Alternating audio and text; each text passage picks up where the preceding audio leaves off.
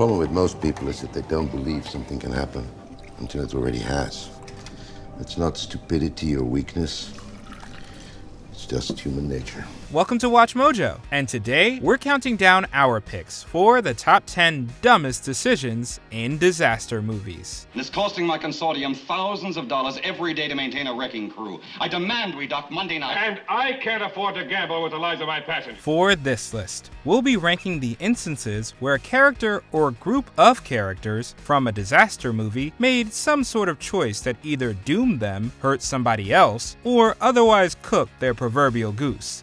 Be aware of a few spoilers. Can you think of any we left out? Let us know in the comments. Number 10. Not bringing astronauts on the mission. Armageddon. The characters in Michael Bay's Armageddon make plenty of bad decisions, but perhaps the most glaring one deals with the central plot of the film. You want to send these boys into space? Fine. I'm sure they'll make good astronauts. They don't know jack about drilling. Although sending drillers to stop an asteroid hurtling towards Earth certainly lends the film heart and tension, wouldn't it have made more sense to teach astronauts drilling techniques as opposed to teaching drillers how to be astronauts? And even if you needed drillers, why make them most of the crew? A lot of the problems the team encountered in space could have been solved or avoided with more NASA personnel. What is our current depth? Our current depth is not important, Colonel. Maybe a training montage of astronauts taking notes about how to save the Earth would have made for a duller viewing experience. Something's wrong! Yeah, it's all wrong, man. We shouldn't even be up here. Number 9. Leaving shelter. The Day After Tomorrow. The Day After Tomorrow documents a series of catastrophic events that lead to a new ice age. But what I do know is that if we do not act soon, it is our children and our grandchildren who will have to pay the price. That said, would you listen to someone if they tried convincing you to go outside? We should get moving too. The water is frozen over enough to walk on. We should get going before the snow gets too deep. A group of survivors are sheltering in place inside of the New York Public Library when a large group decides to make a break for it, trying to find help. Jake Gyllenhaal's Sam tries to convince them otherwise, but most ignore his advice. 1 second. Let's get going. The storm is gonna get bad. It's gonna get really, really bad. You're not gonna be able to survive in it. They pay the price for this decision and are found later in the film by Dennis Quaid's Jake and his colleague Jason fatally frozen. Number 8. Monkey Business. Outbreak. Every disaster movie needs to start somewhere with some boneheaded decision. In the case of 1995's Outbreak, the bonehead in question has a name, Jimbo Scott. Oh, I see. So your ship came in again, eh, Jimbo? Our ship, Neil. Our ship. Scott smuggles a capuchin monkey into the United States, unaware that the creature is carrying a highly infectious Ebola-esque virus. Are you gonna eat the rest of that cookie? No. You can have it, Sheriff. You can probably connect the pieces from here, as the monkey's disease moves from one person to another, mutating, becoming airborne, and wreaking havoc across the country. It may hit a little too close to home in today's climate, and it's difficult to watch a movie like Outbreak now and not think of the obvious comparisons. Shall I cough on you, George? No, Mrs. Pananides. Now you're talking, George. Mrs. Pananides. Number 7. Rooftop Party. Independence Day. On one hand, we admire the optimism required to face down something that, by all accounts, looks like alien invasion. Yes. Could you say that again? Then again, maybe the attendees at the rooftop party in Independence Day should have seen the writing on the wall. Sure, we all hope that first contact with an alien race will involve parley, peace, and perhaps even coexistence. This is not what happens at the rooftop party. This is the Los Angeles Police Department. Please vacate the premises immediately. Instead, these outer space enthusiasts get blasted to Kingdom Come after the city destroyer annihilates the building with a massive blast. The fact that they realize only too late what's about to happen makes the scene even more depressing.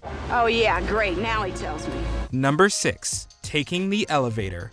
Earthquake. It could easily be argued that the 1970s were a golden age for the disaster film, a period where many of the tropes that are still employed today were first established. Still haven't figured out exactly what it is you fellas are trying to do. This definitely includes characters making dumb decisions, even if those choices are made in the heat of chaos and confusion. It's easy to imagine the unfortunate souls from 1974's earthquake deciding to take the stairs, should they have been in a proper state of mind.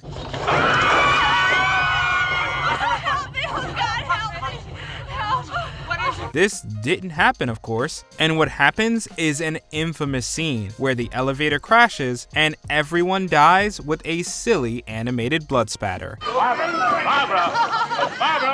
Mr. Cameron threw me out of the elevator. Number 5. Zombie Party. World War Z.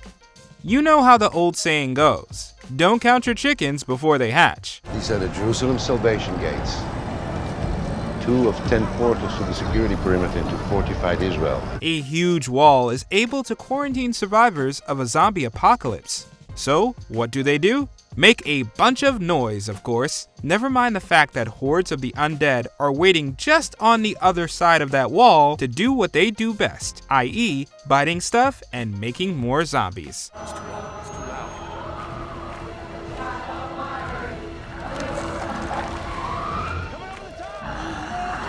The zombies here in World War Z are able to collaborate and listen, scaling the wall and making short work of the folks on the other side.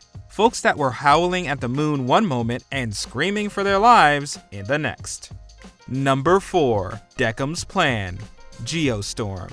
Villains within all forms of media often have this nebulous desire to rule the world. Leonard Deckham from 2017's Geostorm was no different, although his plan does seem kind of, well, flawed. Yeah, right after it passes, I'll be the sole survivor, ready to be sworn in as the next president of the United States.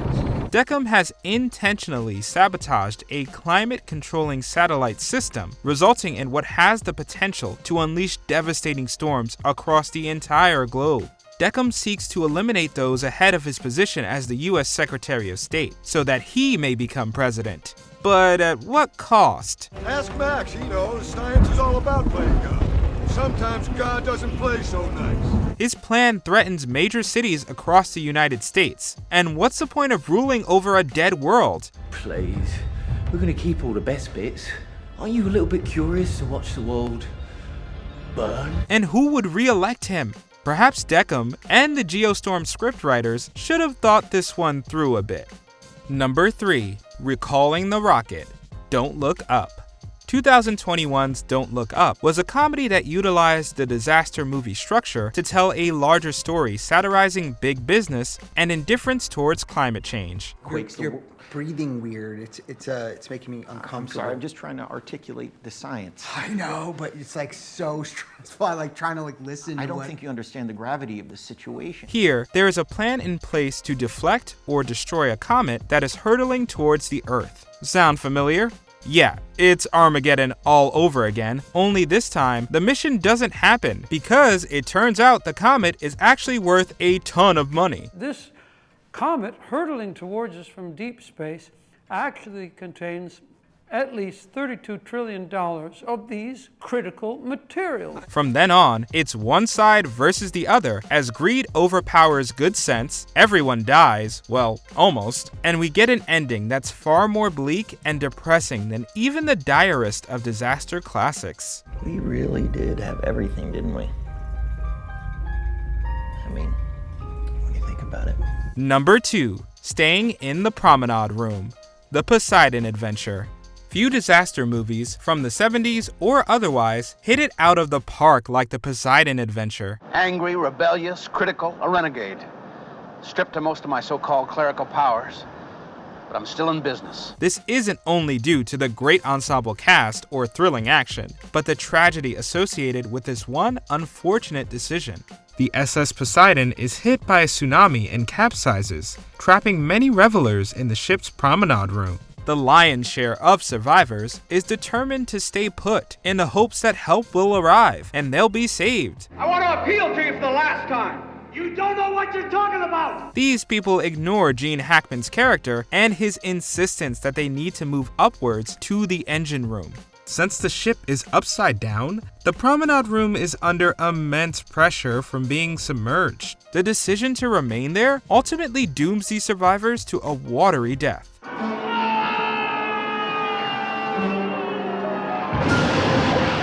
Before we continue, be sure to subscribe to our channel and ring the bell to get notified about our latest videos. You have the option to be notified for occasional videos or all of them. If you're on your phone, make sure you go into your settings and switch on notifications. Number 1. Not listening to the experts. All of them.